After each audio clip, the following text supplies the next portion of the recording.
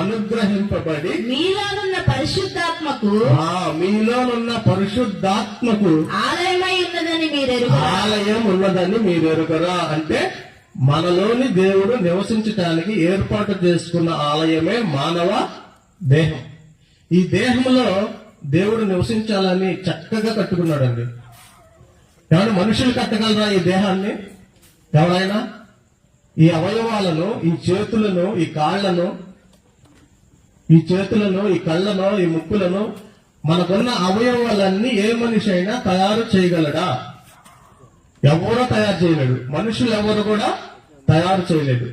ఒకవేళ యాక్సిడెంట్ ఒక చెయ్యి ఇరిగిపోయింది అనుకోండి, లేదా ఒక కాలు ఇరిగిపోయింది అనుకోండి, మళ్ళా కాళ్ళను తయారు చేయగలరా? ఏ వైద్య శాస్త్రం అయినా, ఏ డాక్టర్ అయినా చేయలేడు.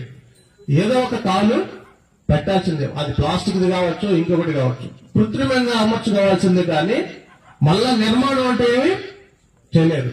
ఒకేసారి దేవుడు ఆ అవయవాలను తల్లి గర్భంలో నిర్మిస్తాడు. అంటే ఆయన నివసించడానికి ఈ లోకంలోనికి పంపుతున్న దేవాలయాలు మనమంతా. మన ద్వారా దేవుడు మహిమపరచాలి. మన హృదయంలో దేవుడు కూర్చోవాలి. మన హృదయంలో దేవుడు నివాసం చేయాలి. మన హృదయంలో దేవుడు తిష్టా వేయాలి. అసలు అందుకు ఆయన మనల్ని కట్టుకున్నాడు, ఈ దేహాన్ని, ఈ మానవ దేహాన్ని. మరి ఈ హృదయంలో ఎవరిని నుంచోబెడుతున్నాము? ఎవరు నివసిస్తున్నారు? అసలు ఈ నిర్మాణం ఎలా జరిగిందో చూడండి. యోబు గ్రంథంలో చూస్తున్నాడు.